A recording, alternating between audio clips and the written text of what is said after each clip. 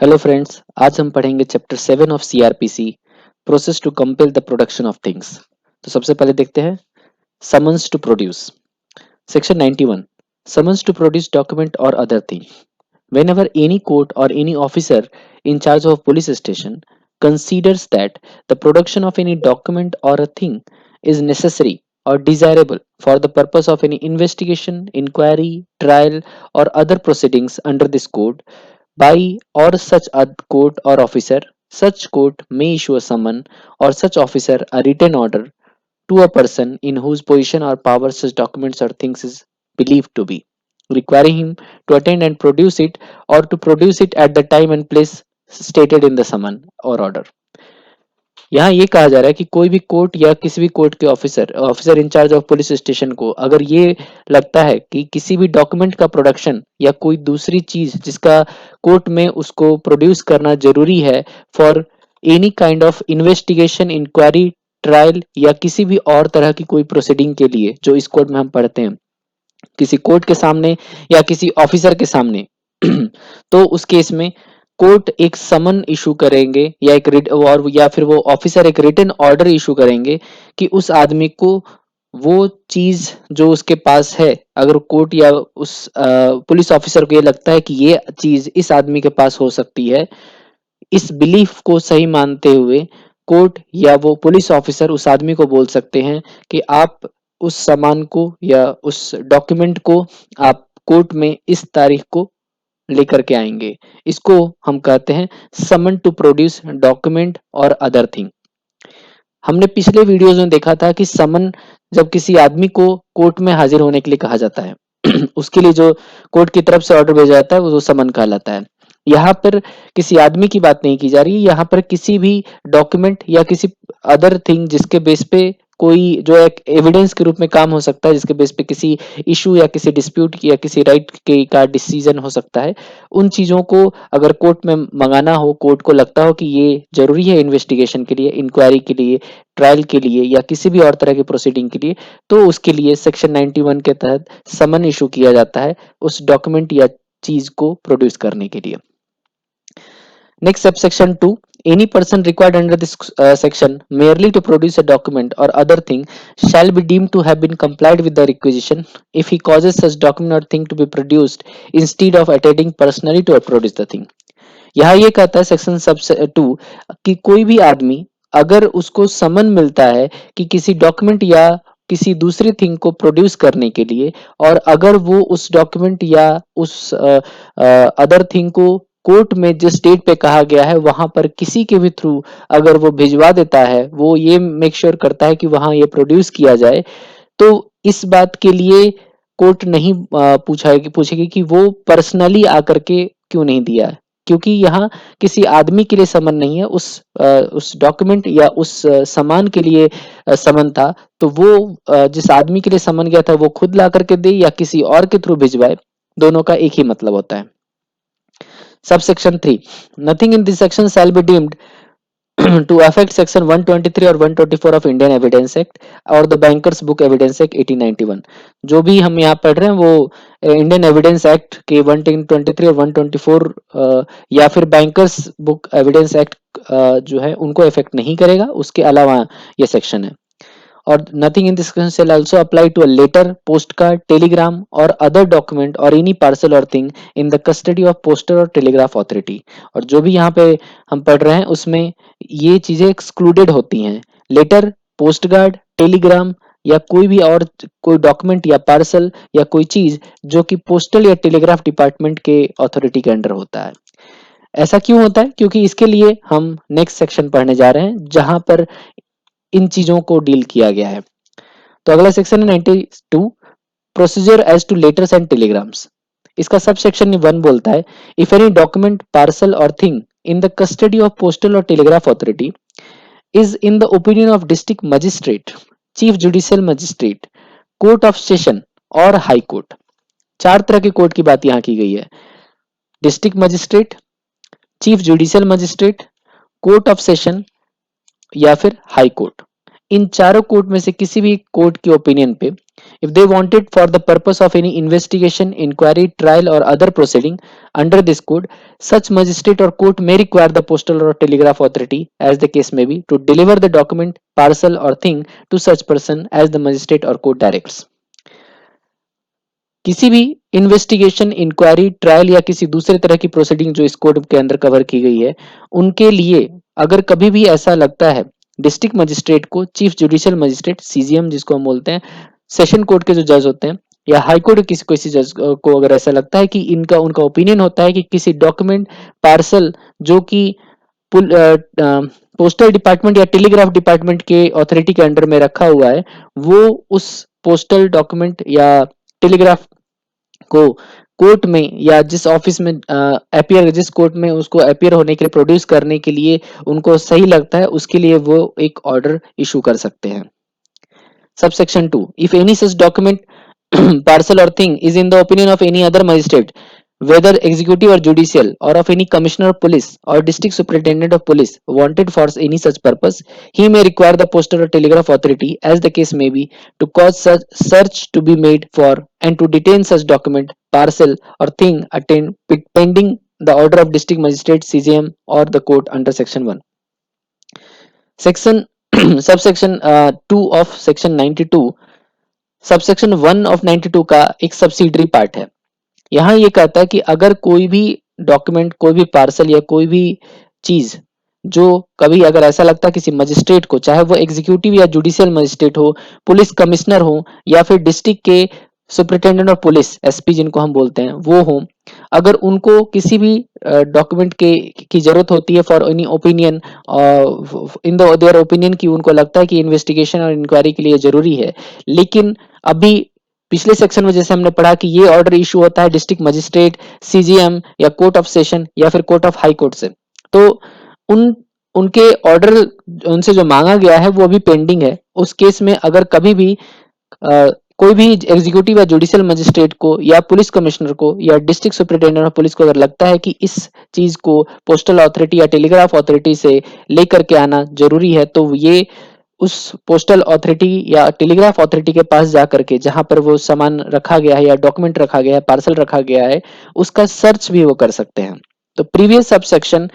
किसी भी postal authority को ये ऑर्डर देता है कि वो प्रोड्यूस करे, और सबसेक्शन 2 पुलिस अथॉरिटीज या एग्जीक्यूटिव और जुडिशियल मजिस्ट्रेट को ये अथॉरिटी देता है कि वो वहां जाकर के सर्च कर सकते हैं.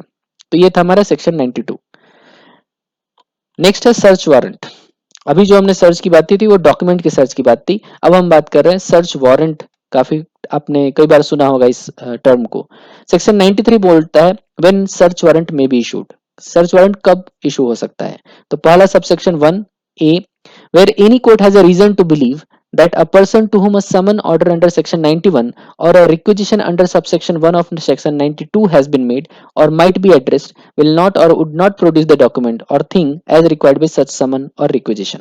यही कहता है कि अगर कभी किसी कोर्ट को ये बिलीव होता है कि जिस आदमी को, अभी हमने जो 2 सेक्शन पढ़ा है 91 सेक्शन में, जहां पर कि किसी भी आदमी को कहा जा रहा है कि वो किसी डॉक्यूमेंट या थिंग को प्रोड्यूस करे कोर्ट में, या फिर सेक्शन 92 के सेक्शन 1 में जहां पर कि मजिस्ट्रेट,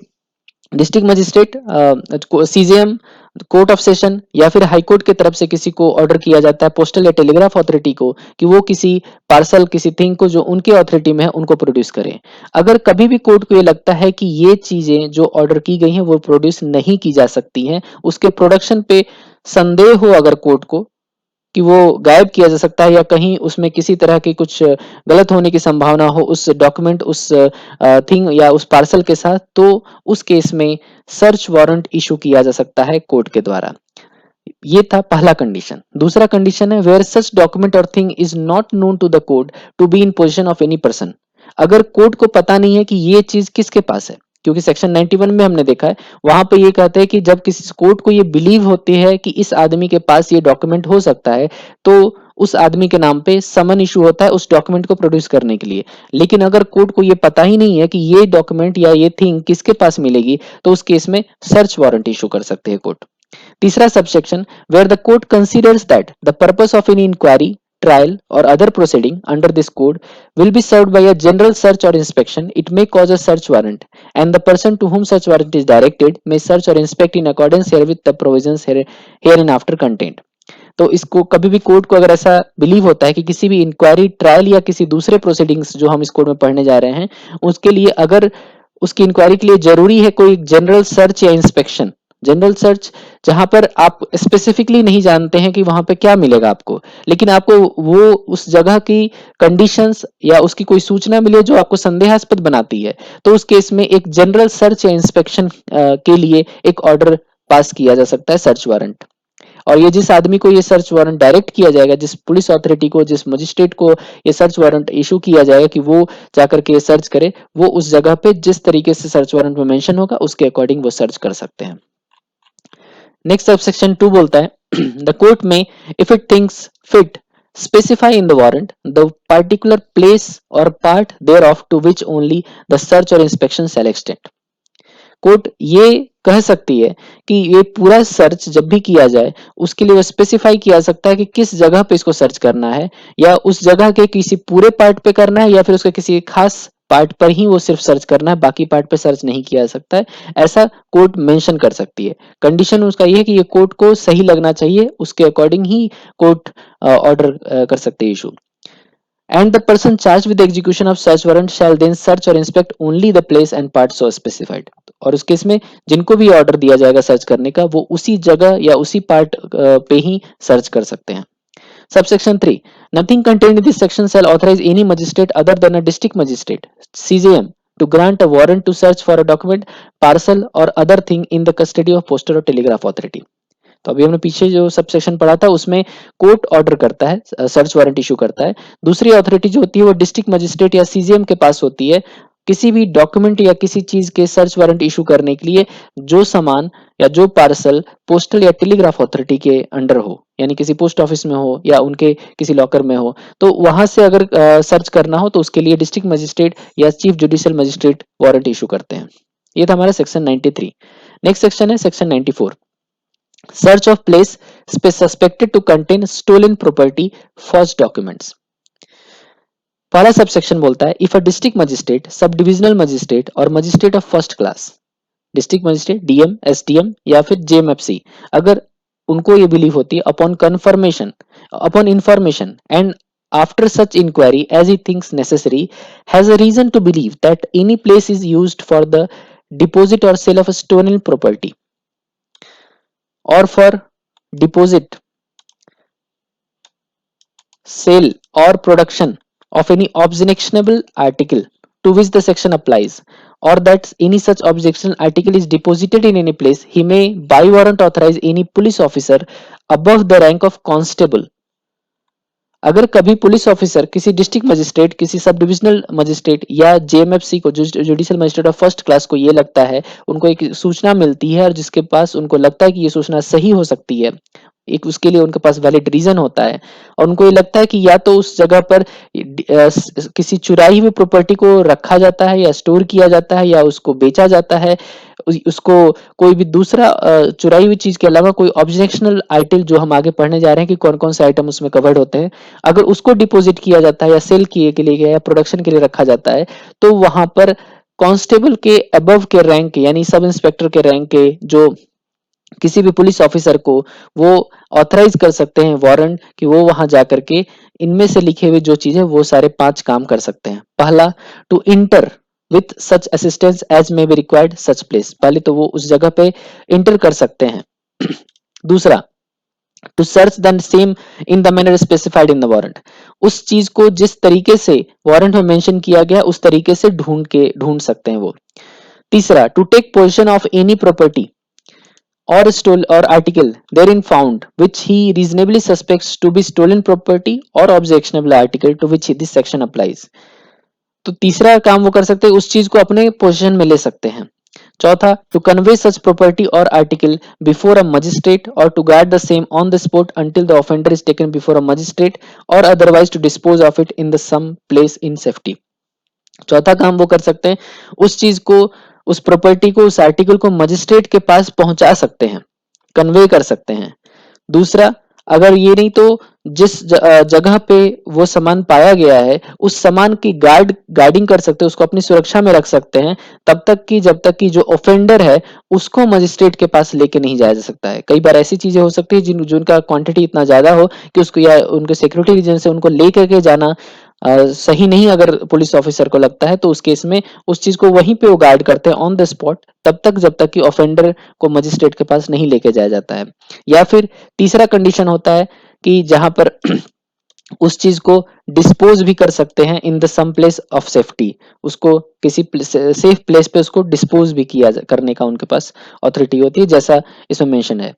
पांचवा, to take into the custody and carry before a magistrate every person found in such place who appears to have been the privy to the deposit, sale, production or any such property or article, knowing or having reasonable cause to suspect it to be stolen property or as the case may be objectionable article to which this section applies।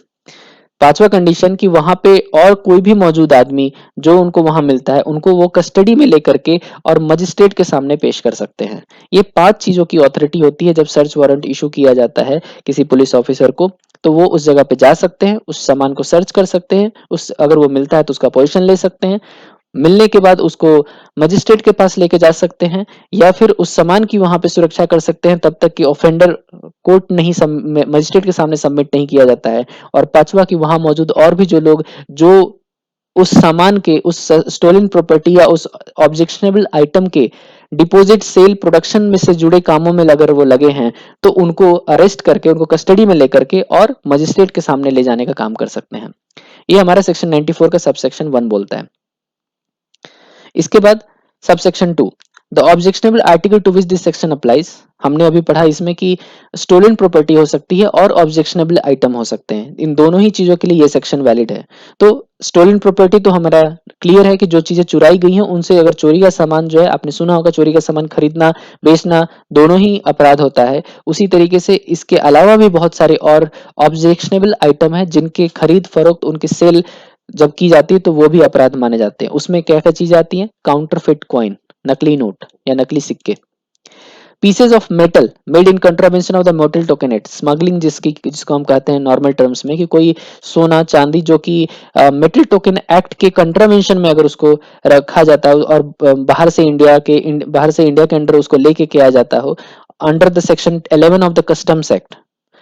ये दूसरी चीज। तीसरी है counterfeit currency note, counterfeit stamp, नकली note और नकली stamp जो deal करते हैं। फॉर्स्ड डॉक्यूमेंट्स, ऐसा डॉक्यूमेंट जो फर्जरी हो। फॉल्स सील्स, कोई नकली सील बनाने का अगर कोई कारोबार करता है। ऑब्सीन ऑब्जेक्ट्स जो कि इंडियन पेनल कोड के सेक्शन 9292 में मेंशन्ड है। ऑब्जेक्शन ऑब्सीन एक्ट्स जो ऐसे सामान होते हैं जिनको कि 20 साल के कम उम्र के लोगों के लिए कुछ ऐसे डॉक्यूमेंट्स जो उनको देना सेक्शन 9292 बोलता है कि उनको नहीं दिया जा सकता है। ये उनकी सोच और उनके पढ़ाई और उनके ग्रोथ में एक डिफरेंस पैदा करेगा, तो उन चीजों को बैन किया गया है सेक्शन 292 में। उन सारी चीजों की बात की जा रही है ऑब्सीन ऑब्जेक्ट्स में। इसके अलावा इंस्ट्रूमेंट्स और materials used for production of any of the articles mentioned in clause A of the 2F। और इसमें से ऊपर ए से लेकर के एफ तक जितनी चीजें हमने पढ़ी उन सारी चीजों के बनाने, उनके प्रोडक्शन के लिए, उनके सारे मटेरियल्स के लिए जो भी चीजें यूज की जाती हैं उन सभी को का भी अगर कोई प्रोडक्शन करता हो तो उन सभी चीजों को ऑब्जेक्शनल आइटम की कैटेगरी में ही रखा जाएगा। ये था सेक्शन 94। नेक्स्ट है section 95, power to declare certain publication forfeited and to issue search warrant for the same। पहला, वेयर एनी न्यूज़पेपर और बुक और एनी डॉक्यूमेंट, कोई भी कभी भी अगर ऐसा होता है कि कोई न्यूज़पेपर या बुक या कोई डॉक्यूमेंट उसमें अगर कुछ प्रिंट हुआ है, wherever printed appears to the state government to contain any matter the publication of which is punishable under the offense of 124A or section 153A, section 153B, 292, 293, 295 of IPC। इसमें आते हैं sedition के matters, जिसमें कि अगर कोई ऐसी चीज प्रिंट की गई हो जो कि सरकार के खिलाफ आवेश को बढ़ावा देती है या किसी वायलेंस को क्रिएट करने के लिए प्रोत्साहन देती है, या फिर वो किसी का डिफेमेटरी मटेरियल है, किसी का की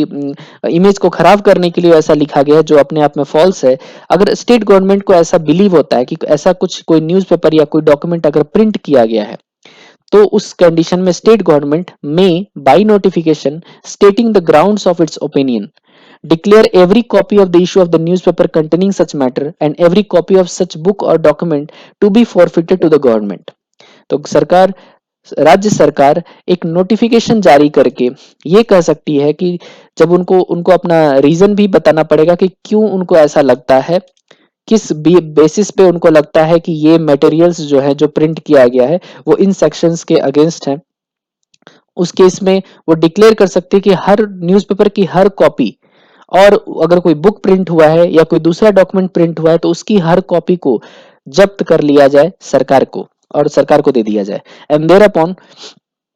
any police officer may seize the same wherever found in India, and any magistrate may by warrant authorize any police officer not below the rank of sub inspector to enter upon and search for the same in any premises where any copy of such issue or book or document may be reasonably suspected to be। यहाँ ये कहता है कि अगर कभी भी ऐसा होता है जब राज्य सरकार बाय नोटिफिकेशन इशू करती है नोटिस, जहां वो अपना ग्राउंड बताते हैं कि क्यों उनको ऐसा लगता है, वो डिक्लेयर करते हैं कि किसी न्यूज़पेपर या किसी भी बुक या किसी दूसरे डॉक्यूमेंट की जो भी कॉपी प्रिंटेड की गई है उन सभी को जब्त किया जाए। तो उस केस में कोई भी पुलिस ऑफिसर कहीं पर भी एनीवेयर इन इंडिया अगर उस मटेरियल को पाया जाता है तो उसकी ये ड्यूटी होती है किसी भी पुलिस ऑफिसर की कि वो उसको जब्त करके सरकार के पास लेकर के जाए। दूसरी कि कोई मजिस्ट्रेट किसी भी पुलिस ऑफिसर जिसका रैंक सब इंस्पेक्टर के नीचे नहीं होना चाहिए, उनको ये अथॉरिटी दी जा सकती है कि वो किसी भी प्लेस पर इंटर कर सकते हैं और वहां पे जाकर के सर्च कर सकते हैं कि ये जो न्यूज़पेपर जो प्रिंटेड डॉक्यूमेंट या फिर कोई बुक अगर रखा गया है वो वहां अगर पाया जाता है जिसके बारे में नोटिफिकेशन निकल चुका है कि उसको जब्त करने के लिए, तो मजिस्ट्रेट सर्च करने का और उसको जब्त करके लेकर के आने का किसी police officer not below the rank of sub inspector को ऑर्डर करेंगे। In this section and in section 96, newspaper and book have the same meaning as the Press and Registration of Books Act 1867। तो ये section clear है कि newspaper और book की definition हमारे पास दी गई है प्रेस और रजिस्ट्रेशन ऑफ बुक्स के एक्ट के अंडर में। और document includes any painting, drawing, photograph और अदर विजिबल रिप्रेजेंटेशन। पैम्पलेट्स हो सकते हैं जो हम लोग हिंदी में पर्चा बोलते हैं, या कोई भी जो पोस्टर हो सकता है, कोई बैनर हो सकता है, ये सारी चीज जिनको इस डॉक्यूमेंट की कैटेगरी में आते हैं। नेक्स्ट सब सेक्शन 3 बोलता है no order passed on action taken under this section shall be called in question in any court otherwise than in accordance with the provision of 96। जो भी ये ऑर्डर पास किया जाता है उसको किसी भी कोर्ट में चैलेंज नहीं किया जा सकता है other than the provision of 96। तो 96 में हमारे पास प्रोविजन प्रोवाइड किया गया है कि वहां पे हाई कोर्ट इस तरह के ऑर्डर्स को सेट असाइड करेंगे। तो देखते हैं सेक्शन 96। 96 बोलता है application to high court to set aside declaration of forfeiture. पहला सबसेक्शन ये बोलता है any person having any interest in the newspaper, book or other document in respect of which a declaration of forfeiture has been made under section 95 may within 2 months from the date of publication in the official gazette of such declaration apply to the high court to set aside such declaration on the ground that the issue of the newspaper, book or document in respect of which the declaration was made did not contain any matter as referred in section subsection 1 of section 95।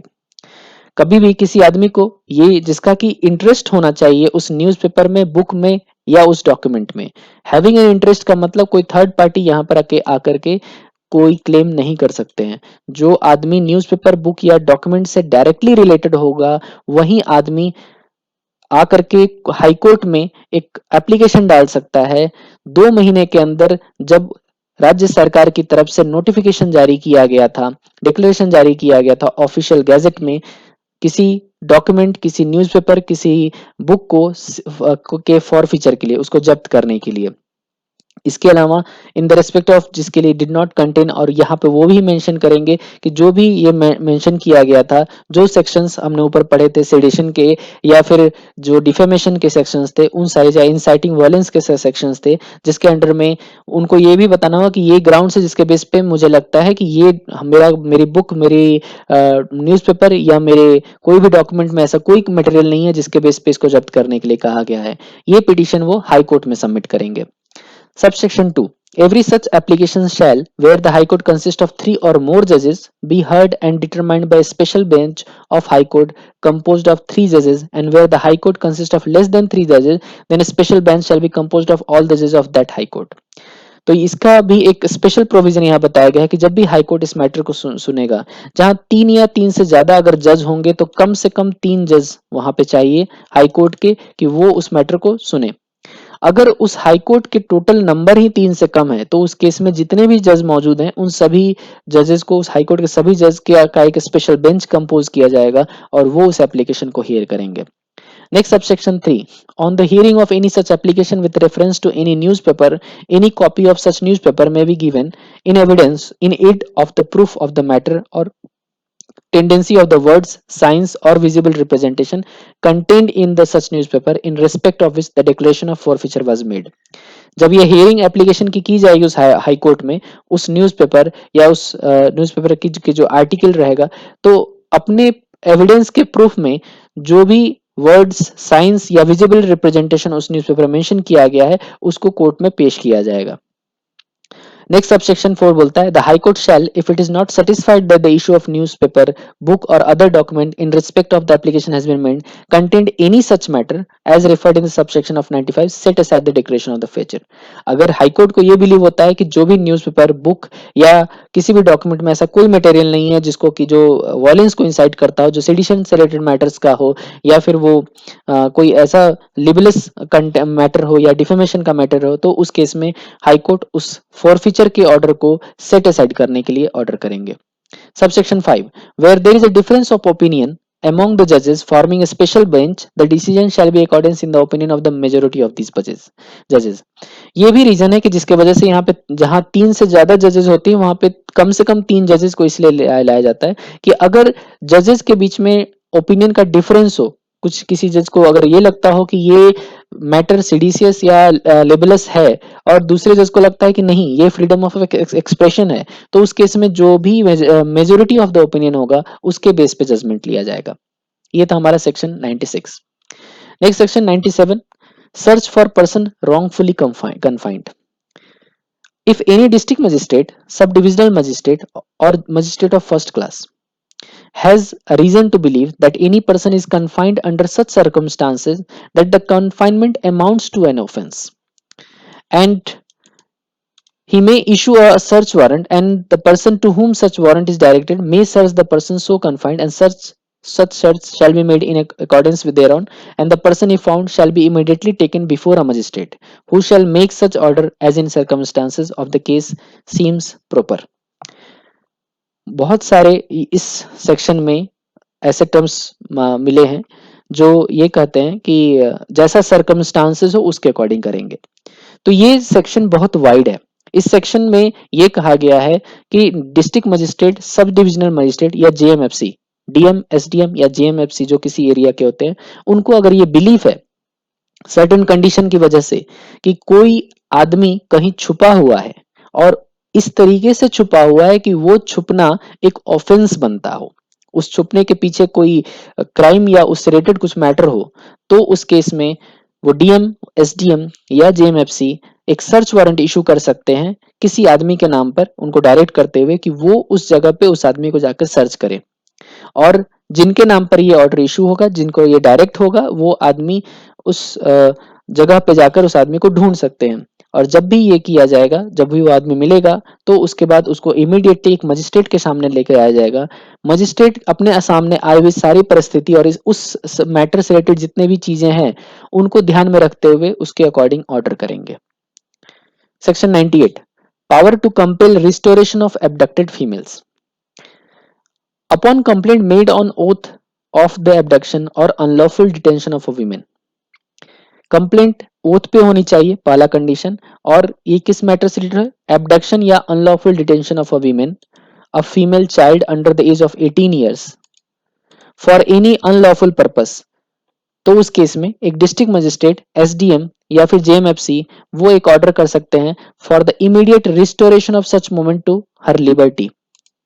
or of such female child to her husband, parent or guardian or other person having the lawful charge of such child, and may compel compliance of such order. using such force as is necessary. यहाँ कहता है section 98, कभी भी अगर on oath किसी को अगर complain मिलता है किसी भी डिस्ट्रिक्ट मजिस्ट्रेट, किसी सब डिविजनल मजिस्ट्रेट या जेएमएफसी कोर्ट को, तो उस केस में वो मैटर अगर रिलेटेड है, दो कंडीशन दी गए। पहली चीज है, अगर वो मैटर किसी विमेन के एबडक्शन करने के से रिलेटेड हो या फिर उनके अनलॉफुल डिटेंशन करने से रिलेटेड हो। एबडक्शन मतलब अगर किसी को जबरदस्ती कहीं उनके रास्ते से, उनके घर से उठा करके ले जाया गया है, और अनलॉफुल डिटेंशन का मतलब होता है कहीं पे किसी को इलीगली अगर किसी को बंद करके रखा गया है, तो इन मैटर से रिलेटेड अगर मैटर हो। दूसरा, अगर वो विमेन का नहीं होकर के किसी फीमेल चाइल्ड का हो जिसकी एज 18 साल की हो, 18 साल या उससे नीचे की हो, तो इस केस में district magistrate, sub divisional magistrate या जेएमएफसी कोर्ट वो ऑर्डर करेंगे immediate restoration of such moment to liberty. अगर वो विमेन है तो उनको तुरंत उनके आजादी उनको वापस दी जाए, उनको जहां पर भी अबडक्ट या डिटेन करके रखा गया है वहां से उनको छुड़ाया जाए। या फिर अगर वो फीमेल चाइल्ड जो 18 साल के नीचे की हैं, तो उनको उनके हस्बैंड, उनके पेरेंट या उनके गार्जियन या कोई भी ऐसे आदमी जिनके पास उनकी लीगल कस्टडी थी, लीगल जो उनके लॉफुल चार्ज है जिनके पास, उन लोगों को उसको सुपुर्द किया जाए। और ऐसा करने के लिए जो भी फोर्स इस्तेमाल करना हो उसको इस्तेमाल करने के लिए वो ऑर्डर दे सकते हैं। ये थे हमारे सर्च वारंट से रिलेटेड प्रोविजंस। नेक्स्ट हम देखते हैं general provision related to searches. इसमें सेक्शन 99 बोलता है direction etc of search warrant. जो भी प्रोविजन हमने, the provision of section 38, 70, 72, 74, 77, 78, 79 shall so far as may be apply to all search warrants issued under section 93, 94, 95 और सेक्शन 97। तो जो भी हमने 38, 70, 72, 74, 77, 78 या 79 में पढ़ा, वो सारे प्रोविजंस सेक्शन 93, 94, 95 और 97 में भी एप्लीकेबल होते हैं। Section 100, person in charge of closed place to allow search.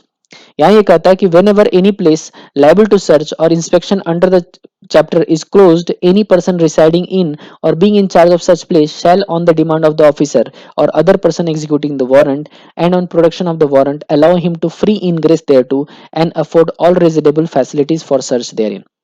यहाँ ये कहता है कि अगर किसी के नाम पर किसी जगह पे सर्च करने का ऑर्डर है और वो जिस जगह पे जा रहा है वो किसी आदमी को बिलोंग करता है, जो आदमी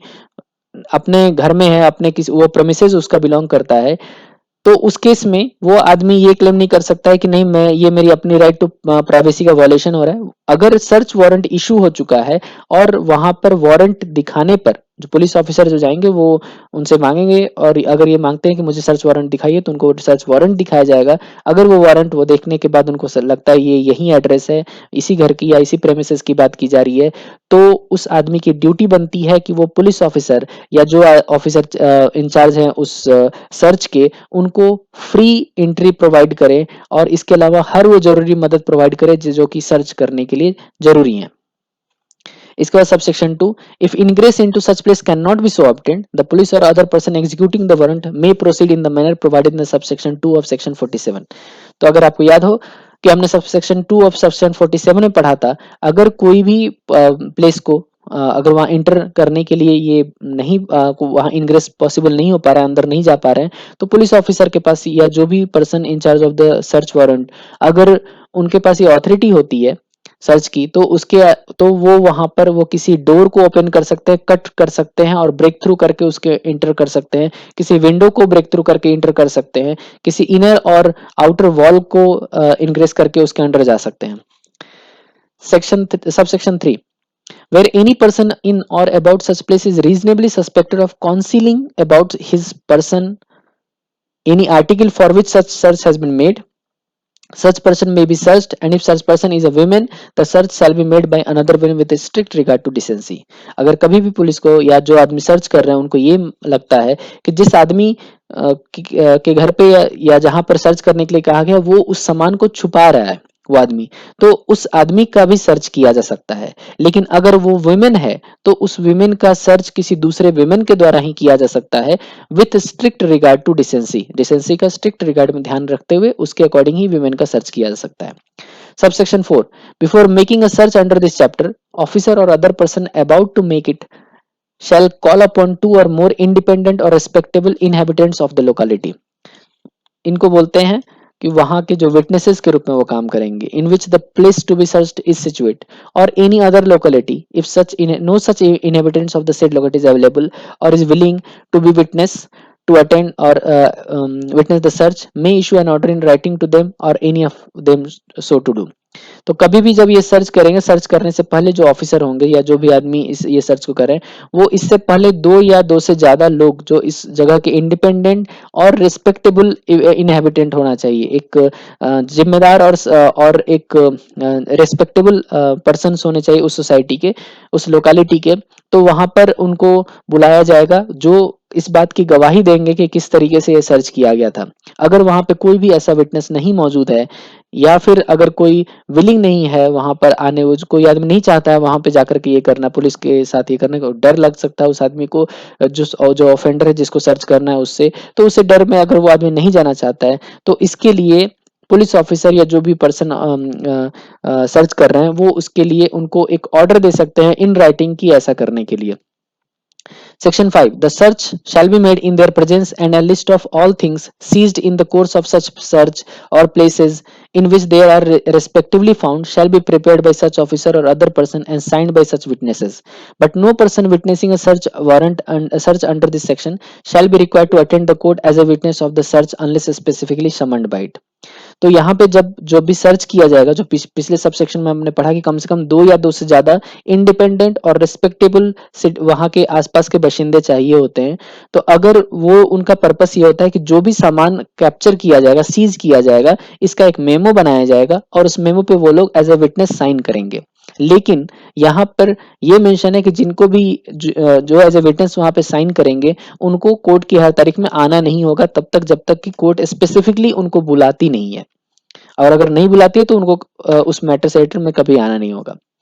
Subsection 6. The occupant of the place searched or some place in his behalf shall, in every instance, be permitted to attend during the search, and a copy of list prepared under this section, signed by the said witness, shall be delivered to such occupant or person। जिस person के occupant है वो उस जगह का, जो उस जगह पे रह रहा है या उसका मालिक है, उस आदमी को उसके पास ये राइट होता है कि वो इस पूरे सर्च के दौरान मौजूद रहेगा और जब कोई भी जो भी चीजें वहां सर्च सीजर में पाई जाएंगी उन चीजों की जब लिस्ट बनाई जाएगी उस पर वो भी आदमी विटनेसेस के साथ साइन करेगा और उसको जो विटनेसेस साइन करने के बाद उसको इसकी एक कॉपी डिलीवर की जाएगी। इसके बाद when any person is searched under subsection 3 a list of all things taken position of shall be prepared and a copy thereof shall be delivered to such person. तो यहाँ ये कहा गया कि जो भी सामान पाया जाएगा उसकी लिस्ट बनाई जाएगी, मेमो जिसको हम बोलते हैं, और उसको बनाकर उसकी एक कॉपी जो आदमी जिसके पोजीशन में ये प्लेस था उसको दी जाएगी। Subsection 8. Any person who, without reasonable cause, refuses or neglects to attend and witness a search under this section, when called upon to do so, by an order in writing delivered or tendered to him, shall be deemed to have committed an offence under section 187 of the IPC। तो अभी पीछे दो section पहले हमने पढ़ा था कि अगर दो या दो से ज्यादा विटनेसेस की जरूरत होती है सर्च का वारंट करने के लिए और वहां अगर लोग हैं जो आ नहीं रहे हैं या वहां पर आसपास में कोई भी ऐसे लोग नहीं मौजूद हैं जिनको कि वहां पे बुलाया जा सकता है विटनेस के लिए, तो पुलिस दो लोगों को रिटन में ऑर्डर देगी कि वो एज ए विटनेस के रूप में वहां आए। सब सेक्शन 8 बोलता है कि उन जिनको भी बुलाया जाएगा उनकी ये ड्यूटी होगी कि वो आकर के अटेंड करेंगे। अगर वो अटेंड नहीं करते हैं, वो विदाउट रीजनेबल कॉज अगर रिफ्यूज करते हैं या नेग्लेक्ट करते हैं अटेंड करने के लिए या विटनेस करने के लिए सर्च को, तो ये माना जाएगा कि उन्होंने आईपीसी सेक्शन 187 का उल्लंघन किया है। 101 सेक्शन 10 बोलता है disposal of things found in search beyond jurisdiction. कभी अगर ऐसा होता है when in the execution of search warrant at any place beyond the local jurisdiction of the court which issued the same, any of the things for which search is made are found, such things together with the list of same prepared under the provision therein contained shall be immediately taken before the court issuing the warrant, unless such place is nearer to the magistrate having jurisdiction there to such court, in which case the list and things shall be immediately taken before such magistrate, and unless there be good cause to contrary, such measure shall make an order authorizing them to be taken to such court। ये कोर्टर इस section में ये कहा जाता है अगर कभी किसी भी सर्च वारंट के इशू करने में अगर वो चीज जहां पाई जाती है वो कोर्ट से अगर दूर होता है तो उस जगह से नियरेस्ट जो जुडिशियल मजिस्ट्रेट जहां पर होते हैं, जो मजिस्ट्रेट का कोर्ट जहां पे होता है, उनके कोर्ट में जिसके जुरिडिक्शन में आता है, वो उनके कोर्ट में उसको सबमिट करेंगे। वो मजिस्ट्रेट जिनके पास से सबमिट किया जाएगा, वो सारी कंडीशंस और वारंट को देख करके उसके अकॉर्डिंग जो भी सामान और उसकी जो लिस्ट जो प्रोवाइड की गई है, उन सभी को जिस कोर्ट ने इशू किया है उसके पास भिजवाने का प्रबंध करेंगे। इसके बाद होता है सेक्शन नेक्स्ट हमारा सब ग्रुप है मिसलेनियस सेक्शंस। इसमें section 102 power of police officer to seize certain property. यहाँ ये कहता है subsection 1 any police officer may seize any property which may be alleged or suspected to have been stolen or which may be found under circumstances which create suspicion of commission of an offense। किसी भी police officer को के पास ये authority होती है कि अगर उनको लगता है कि कोई भी ऐसा सामान चोरी का सामान है, अगर उनको ये डाउट है, अगर उनको ये सस्पिशन है और वैलिड सस्पिशन है कि ये सामान चोरी का है, या फिर ये सामान किसी भी ऑफेंस से रिलेटेड, उस ऑफेंस को करने के लिए या उसके किए जा चुके ऑफेंस से रिलेटेड है, तो वहां पर ऐसे सस्पिशन में वो पुलिस ऑफिसर उस सामान को, उस प्रॉपर्टी को सीज कर लेंगे। दूसरा है such police officer if subordinate to the officer in charge of police station shall forthwith report the seizure of that officer. और अगर ये पुलिस स्टेशन जिस पुलिस स्टेशन का मैटर है उसके ऑफिसर इंचार्ज से बिलो रैंक के कोई पुलिस ऑफिसर हैं, तो वो जैसे ही सीजर करेंगे उसको officer in charge of police station को ये मैटर रिपोर्ट बना करके सूचित करेंगे। नेक्स्ट है subsection 3 every police officer acting under section 1 shall forthwith report the seizure of the magistrate having jurisdiction and where the property seized is such that it cannot be conveniently transported to the court or where there is a difficulty in securing proper accommodation for the custody of such property or where the contained intention of the property in police custody may not be considered necessary for the purpose of investigation. He may give custody thereof to any person on his executing a bond, undertaking to produce the property thereof before the court as and when required, and to give effect to further orders of the court at the disposal of the same. ये section ये बोलता है कि कभी भी किसी police officer को अगर जो भी सामान ऐसा मिलता है, वो उनकी जिम्मेदारी होती है कि जिस मजिस्ट्रेट के जुरिस्डिक्शन में आता है उनके पास ये प्रोड्यूस किया जाए। लेकिन अगर कभी ऐसा होता है कि ये प्रॉपर्टी जो सीज की गई है वो कन्वीनियंटली कोर्ट तक नहीं लेके जाया जाता है, ले जाया जा सकता है, या फिर अगर वो ऐसा है जिसको कोर्ट में प्रोड्यूस करने की या कोर्ट के कस्टडी में रखने की जरूरत नहीं है, तो उस केस में इस सामान की कस्टडी किसी आदमी को दी जा सकती है, किसी पर्सन को दी जा सकती है जो एक बॉन्ड बना करके देगा कि जब भी कोर्ट चाहेगा उसके अकॉर्डिंग उनको प्रोड्यूस किया जाएगा एज एंड व्हेन रिक्वायर्ड, और जिस तरीके से बोलेंगे उस तरीके से रिक्वायर करके उनको प्रोड्यूस किया जाएगा। Provided that where the property seized under subsection 1 is subject to speedy and natural decay, and if the person entitled to the possession of such property is unknown or absent and the value of such property is less than 500 rupees, it may forthwith be sold by auction under the orders of the superintendent of police, and the provision of section 456, 457, 458 shall as nearly as may be practicable be applied to net proceeds of the such sale। ये section ये कहता है कि अगर कोई ऐसा सामान है जो कि स्पीडी या नेचुरल डीके का है, कोई सब्जियां हैं, कोई फल हैं, ये सब चीजें होती हैं जिनको कि कोर्ट के मैटर्स के निपटारे तक के लिए उनको नहीं रखा जा सकता, तो वो खराब हो चुके रहेंगे। तो अगर कोई ऐसी चीज है जो स्पीडी या नेचुरल डिके होता हो कोई सामान, तो उस केस में अगर उसकी पोजीशन जिस आदमी के पास है वो पता नहीं है या फिर वो एब्सेंट है या फिर और उसकी वैल्यू जो है वो 500 रुपए से कम की है, तो उस केस में उस सामान को ऑक्शन के द्वारा सेल कर दिया जाएगा, जिसका order superintendent of police provide करेंगे। Section 103 magistrate may direct search in his presence. ये सेक्शन ये कहता है कि any magistrate may direct search to be made in his presence of any place for the search of which he is competent to issue a search warrant. Magistrate ये बोल सकते हैं कि जो भी सर्च किया जाए उनके प्रेजेंस में किया जाएगा। 104 power to impound document etc which is produced। any court may if it think fit impound any document or thing produced before under this code। वो कोर्ट उनको impound करने का ऑर्डर दे सकते हैं। 105 reciprocal arrangements regarding processes where a court in the territories to which this code extends therein after a section referred to the said territories desires that a summon to an accused person or a warrant for the arrest of an accused person or a summon to an accused person any person requiring him to attend and produce a document or other thing or to produce it or a search warrant issued by it shall be served or executed at any place चार condition यहाँ दिया गया है कि अगर कोई भी court जिसके जो किसी अपने टेरिटरी जहां तक बिलोंग करती है उससे बाहर की टेरिटरी में अगर ये ऐसा कुछ होता है जहां पर किसी आदमी को समन किया गया है, किसी को अरेस्ट करने के लिए वारंट इशू किया गया है, किसी सामान को प्रोड्यूस करने के लिए समन इशू किया गया है या कोई सर्च वारंट इशू किया गया है और ये जिस जगह के लिए किया जाएगा वो उसके within the local jurisdiction of a court in any state or area in India outside the said territory it may send such summon or warrant in duplicate by post or otherwise. अगर वो India के under किसी दूसरे state में आता है या किसी दूसरे कोस्ट के जुरिस्डिक्शन में आता है तो फिर उस केस में उनको ये समन or warrant by post send किया जाएगा to the presiding officer of the court to be served and executed, जो उनके प्रिसाइडिंग ऑफिसर के नाम पर दिया जाएगा और वो उनका काम होगा उसको सर्व और एग्जीक्यूट करना। And whereas any summon referred in section clause A of clause C and or clause C has to be served, the provision of section 68 shall also apply in relation to such summon as if the presiding officer the court to whom it is sent where the magistrate is in the said territory। और अगर ये section 68 के section A और सी के clause के under भी आते हैं तो उसी तरीके से इसको सर्व भी किया जाएगा।